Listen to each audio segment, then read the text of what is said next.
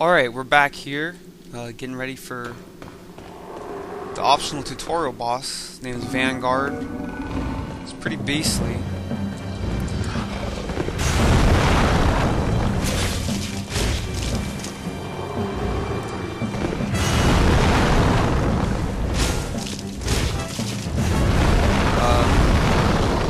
It's gonna be a little more difficult to talk during this, just because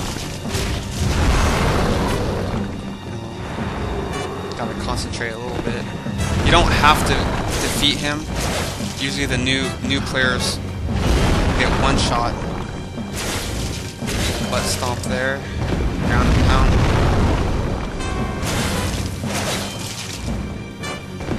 He's very easy to defeat if you are playing a caster class initially, because you can cast your spells at range without having to actually avoid his attacks.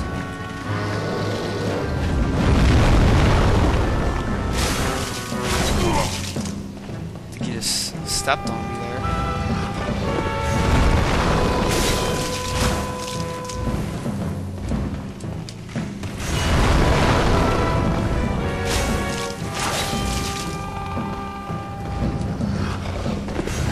Woo! Close one. It's getting a little bold. Oh! More. Do it. And there it is. Took out the Vanguard. Using melee, it's always a little... Just knowing that you're going to die in one hit if that thing lands. Makes it a little exciting start to the game. You get rewarded with the Grey Demon Soul from the Vanguard. And you consume souls in this game to do anything from leveling up your stats to buying upgrades for your weapons, buying different weapons. You can't actually sell any items in this game. So because I defeated the tutorial boss, you get to see this little extra scene. Normally you don't get to come here. I didn't see this for the longest time, just because even when I was playing a caster class, I didn't know that you would actually get to go anywhere after. I thought you would just kill the boss and that was it. So there's a couple souls around here, consumable items like healing herbs, higher quality healing herbs, full grass. Some starting minerals to upgrade, so it's definitely worthwhile for once you actually memorize the tutorial boss's attack patterns. You get rewarded with seeing one of the bosses later in the game too early. Let's go out and say hello. Oh, not happy. Man, that's gotta hurt. So that's unavoidable, because the way the game introduces you to the town hub is the same way you're going to be sent back here through the rest of the game, which is through dying.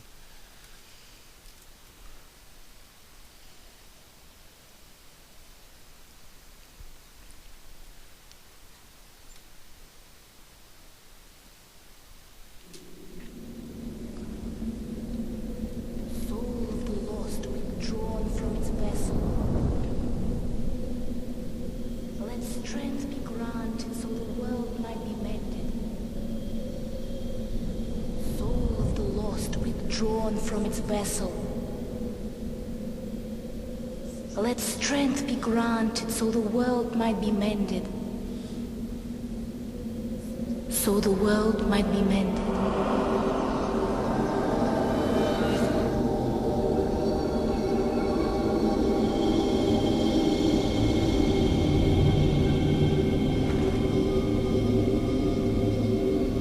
This is the Nexus. It holds together together the northern land of Boletaria. Thou canst not exit the Nexus, but each of the 5 archstones will connect them to So you get a little glimpse of the maiden there. She's kind of the warden of the Nexus.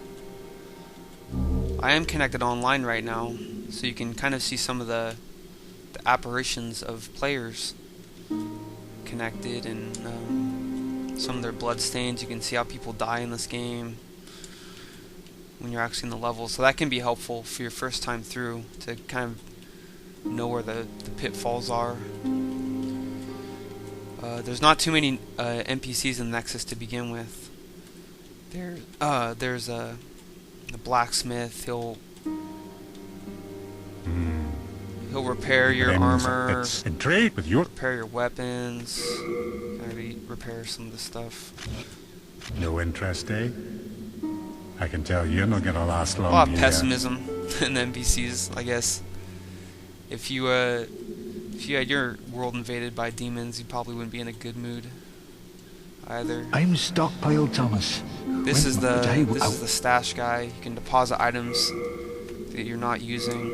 Very handy, since you do have an item burden in this game, and once you Rest assured. exceed that, you can no longer pick up items without dropping any. Well, you slipped through the fissure too, did you? You came for demon souls? Or to save this land and be remembered as a hero? Hunting for demons? Try one of the archstones. Now, go. That is why you came, is it not? To this accursed Boletaria. So this guy points you to the first level. There's 5 worlds, each accessed by these archstones. The other ones are locked, however, until you defeat the first boss, so pretty straightforward to begin with. But once you actually defeat the first boss, it becomes open-ended. You can go and start doing the other levels. There's no definite path to follow, that's for sure. There's the Maiden in Black. She's the one that she resurrects you. She's actually the one that provides your stat gains too. You sell her, or you give her souls, and in turn she transforms them to higher stats. The cost of souls becomes greater and greater incrementally the higher level you get, so it's not there are some diminishing returns.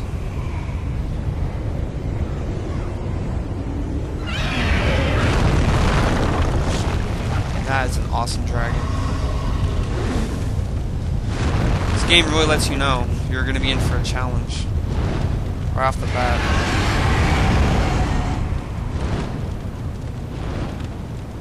This is like the castle world, Castle and Dragons. The other worlds are like lava and caves. There's a dungeon world, jail cells, towers. There's like a skeleton sky world. It's kind of cool. And then the last world is probably the one everyone dislikes the most. It's like the swamp, disease, plague world. A lot of dots you get from the monsters there.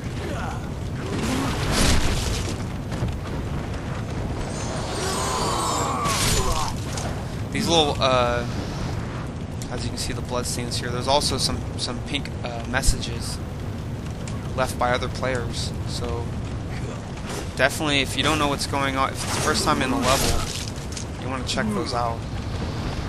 Not all of them, but I mean, I have no use for them now, having played through the game as many times as I have.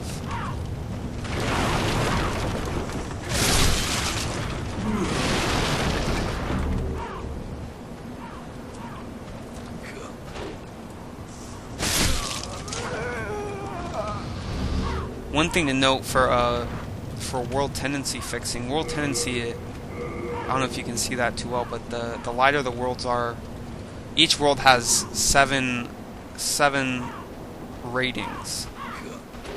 3 positive, 3 negative, 1 neutral. And the darker the world is, 3 degrees of darkness, 3 degrees of lightness. The darker the world is, the more difficult the enemies are, and the harder, because of the harder they hit. I think they also have a little more hit points as well. But the lighter they are, you know, the inverse is true. And so, when your world gets to all white or all black, certain events can occur. And every time you kill a boss, the world's rating goes up by 1. Every time you die in body form, you have soul form and body form. And since I just died in the tutorial, I'm actually in the soul form now. My hit points are cut in half. And it's going to be like that until I kill the first boss. There are some items you can use to restore its body form, but it's not really necessary to begin with. Plus, you get an item fairly quickly that helps deal with the life loss. You can see that blood stain right there. Someone got surprised by this zombie, his friend. I try to keep my health as high as possible. They give you quite large amounts of the healing items to begin with. The halberd, if you're not using the lock-on, you have to be very precise in its aiming, since the attack range is so narrow. Another reason that I'm not too big of a fan, because I like to attack without having the lock on. But you can, if you do line it up, it can be quite powerful.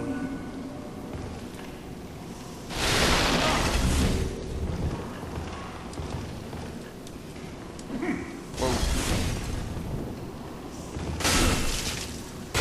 Guys like the soldiers and the dredgelings are essentially the same enemies that you had in the tutorial. Some of them have little fire weapons, does some extra damage, magical damage. Like I said, if you're not locking on.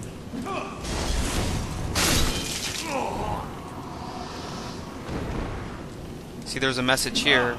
Watch out. That's for that firebomb that just got thrown. The guy standing up there.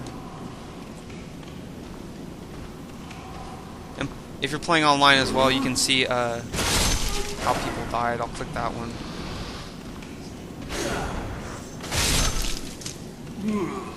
So he actually fell to his death. I was not expecting that.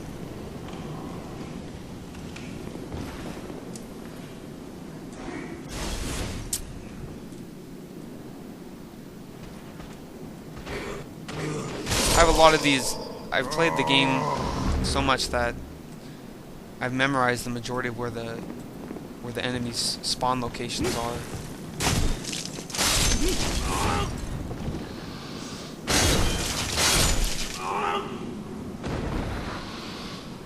But man, it's always fun starting a new character on this game, because the difficulty does still ramp up. Oh. You see that guy at the top of the stairs? He's got a big boulder. Beware of a trap ahead. It's a good message. And actually, once that goes through too, you can pick up a bastard sword weapon, which you can two-hand, and you can see with this weapon, the standard attack is the sweeping, and its hard attack is actually the top-down motion, so it's the inverse of the halberd. But you can see it put me over weight, so I no longer have my my quick roll. So anyways, we'll go ahead and stop this video here, and then continue on with the next one.